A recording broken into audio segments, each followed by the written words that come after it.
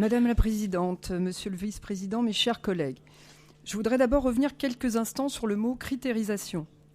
La critérisation est indispensable pour définir et mettre en place une politique. Lorsque les critères sont autant de marqueurs qui servent à identifier les objectifs que l'on poursuit, lorsque ces critères sont autant de marqueurs qui permettent la concrétisation sur le terrain de cette politique, lorsque les critères permettent de rendre la politique que l'on conduit lisible, visible, transparente, acceptable et légitime, oui, la critérisation est fondamentale. Mais avec l'adoption en 2011 de la délibération instituant non pas des critères fléchant une politique régionale, mais instituant une critérisation de la modulation des aides régionales, le Conseil régional a abouti à l'inverse de la transparence et de la lisibilité et a mis en place un maquis inextricable, impactant pas moins de 50 dispositifs régionaux. Comme l'a rappelé le vice-président, les collectivités se retrouvent en effet enserrées dans un entrelac de critères opaques. À ce titre, le cas particulier des communes sans indice de développement humain régional, IDH2, défini par l'INSEE, est édifiant. Plus de 232 communes se sont vues attribuer une valeur dite virtuelle.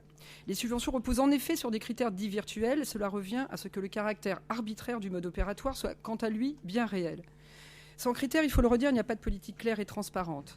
Mais ce qui est choquant en revanche, c'est d'avoir mis en place une modulation des subventions ayant abouti à une politique d'exclusion profondément injuste. Et il est facile de le démontrer de manière objective. Premièrement, comme l'a rappelé et précisé hier Jean-François Vigier, le critère de lutte contre les carences en matière de logement social est foncièrement injuste puisqu'il frappe sans discerner les communes qui, d'un côté, se sont toujours montrées rétives à la création de logements sociaux et les communes qui, de l'autre côté, sont en carence, mais volontaires pour bâtir du logement social. Bref, une réponse uniforme et arbitraire là où il est indispensable de tenir compte de la disparité des situations particulières et traiter des réalités différentes.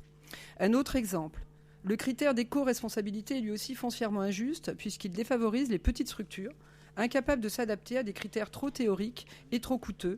Et surtout, il ne s'intéresse pas à l'empreinte écologique globale des projets, privilégiant ainsi des arbitrages purement politiques à des arbitrages sincères entre les coûts et avantages des différents projets.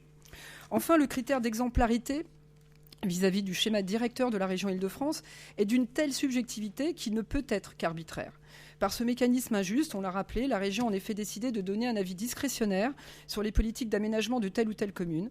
Les critères de modulation ont dès lors abouti à une véritable tentative de mise sous tutelle des collectivités par la région, et ce au mépris du droit, puisque le 5e alinéa de l'article 72 de la Constitution interdit à une collectivité territoriale d'exercer une tutelle sur une autre.